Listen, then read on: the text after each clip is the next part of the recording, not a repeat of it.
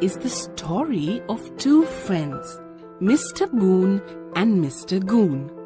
See what happens one day when they meet.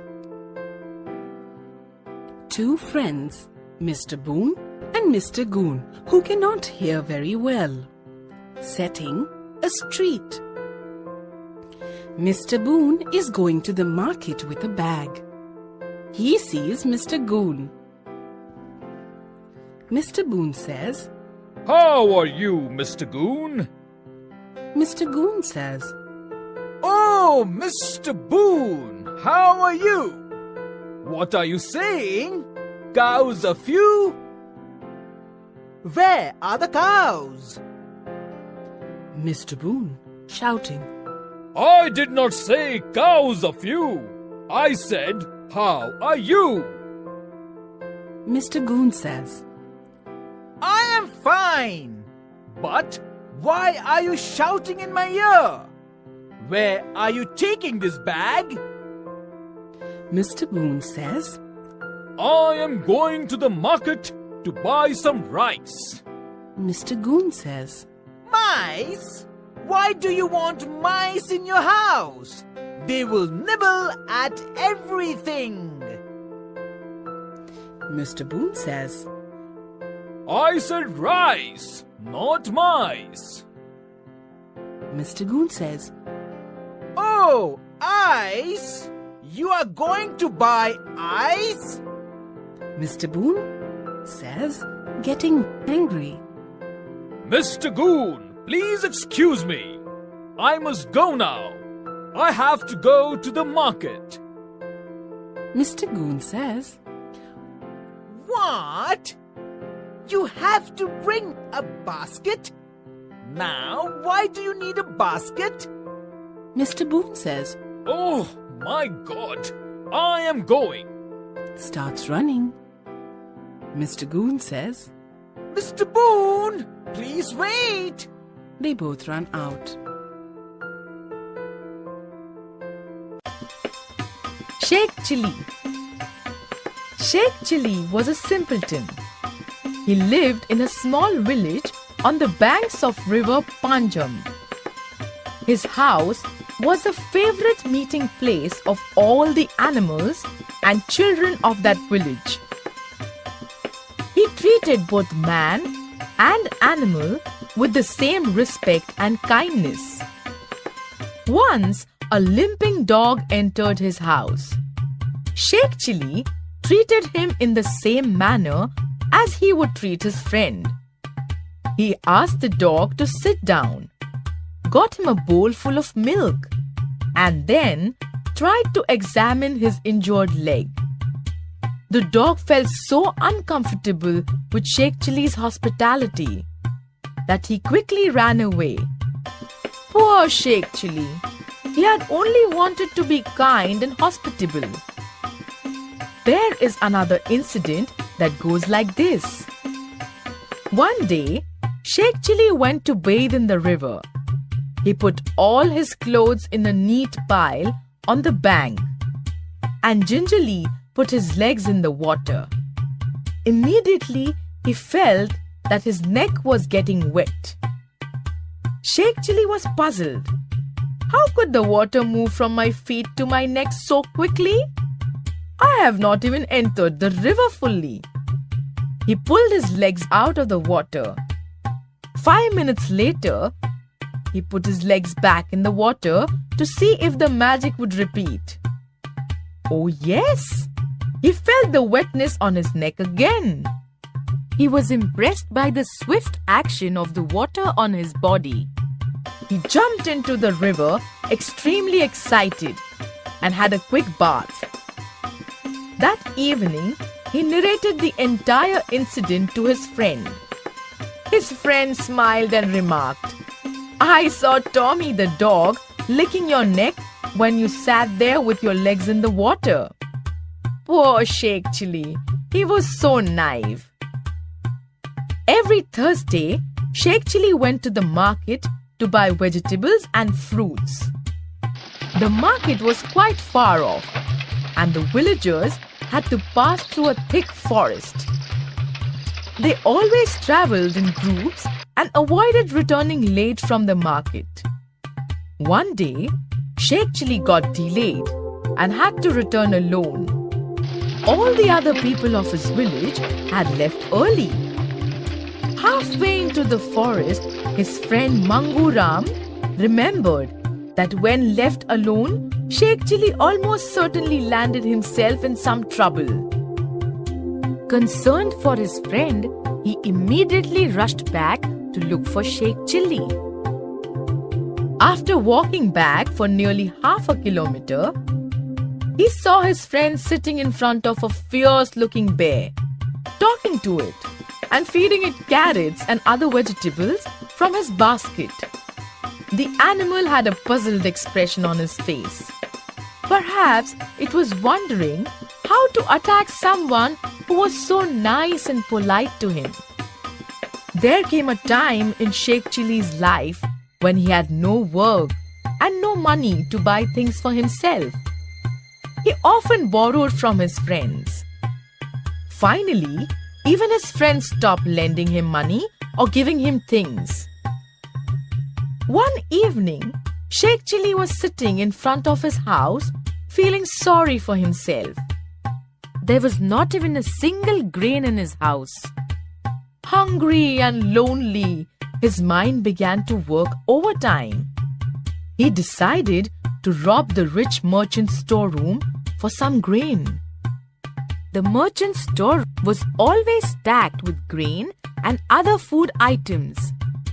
That night, when the clock struck 12, Sheikh Chilli set out on his task of robbing the merchant. He succeeded in sneaking into the storeroom. There, he packed enough grain for himself. Just as he was about to move out, his eyes fell on a bowl full of milk. Sheikh Chilli was very hungry and could not resist the temptation of making delicious porridge for himself. Having decided this, Sheikh Chilli set about the task of cooking the porridge. He lit the stove, and after putting the pan with milk and cereal on it, he sat down to stir the porridge occasionally. It so happened that the servant's daughter was sleeping nearby. When the porridge was just half done, the girl stretched herself, and her hand, with her palm open, came in front of Sheikh Chilli's eyes. Thinking that the girl was asking for some porridge, he grumbled, "Can't you wait for some time? The porridge is not yet cooked." Incidentally, the girl withdrew her hand at the same time. Everything was quiet for a while. After about 10 minutes, she again stretched her hand. This time, Sheikh Chilli mumbled angrily because the porridge was still not ready. However, when the action was repeated for the third time, Sheikh Chilli became quite annoyed. He shouted, "I told you to wait for some time. If you are so hungry, here, take this porridge." Saying this, he dropped a spoonful of hot porridge on the girl's outstretched hand. Needless to say, the girl's screams brought the whole house into the kitchen, and Sheikh Chilli was caught and put behind bars. His desire of eating the porridge remained unfulfilled. Perhaps it is better to be smart than simple.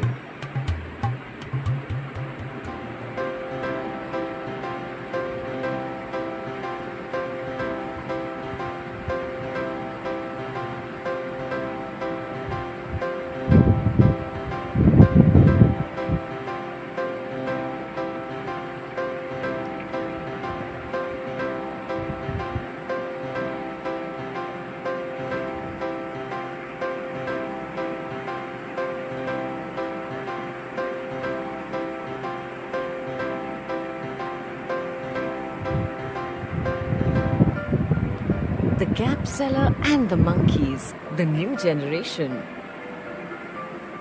Red caps and blue caps, pretty little white caps, green caps and yellow caps, polka dotted caps, striped caps, Come out, children. Where are you? I've got caps for each one of you. It was past noon, and the children were back from school. Hearing the familiar song, the children ran out of their homes to greet Ramu Kaka, their favorite cap seller. The children were very fond of him because he told them interesting stories of people he had met in other villages. Moreover, his caps were good and cheap. Ramu Kaka managed to sell a few caps. After entertaining the children with some stories, he decided to move on to another village. On the way, he saw a big tree. Ramu Kaka was tired. He decided to take some rest under this huge shady tree before moving on to the next village. He carefully lowered his basket of caps, and after eating his lunch, he went off to sleep. He wanted to take a short nap. Ramu Kaka did not realize that the tree he had chosen was home to a lot of monkeys. They waited till he had fallen asleep. Then they quietly slid down the tree, opened his basket and helped themselves to a cap each. Pleased with their new possessions, they scampered up the tree, chattering loudly. ঠিক আছে So much noise তারপরে that আপনি Ramu Kaka woke তারপরে up. He was shocked to see his basket almost empty. ওই যে logo এই লোগোটা আলড্রিমো He looked up and can you guess what he saw? The monkeys were playing with his caps. He wanted to laugh and cry at the same time. While he was wondering how to get his caps back, he remembered what his grandfather had told him. His grandfather had also faced a similar situation. He too had been a cap seller. And the trick he had played to get his caps back was well known. He grinned. Monkeys like to imitate human beings. He nodded his head knowledgeably. He was sure that he too would get his caps back. Ramu Kaka stood at a place from where he was sure all the monkeys could see him. He confidently picked up a cap from his basket and put it on his head. And sure enough, the monkeys did just that. Then he put his hand on the cap. Looking at the monkeys from the corner of his eye, he was happy to see that all the monkeys too had their hands on their caps. Ramu Kaka then threw the cap down. He waited and waited and waited, but no cap came down. Ramu Kaka was puzzled. After a long time, he looked up, and guess what he saw? Grandfather Monkey was sitting with all the monkeys, and they were all laughing.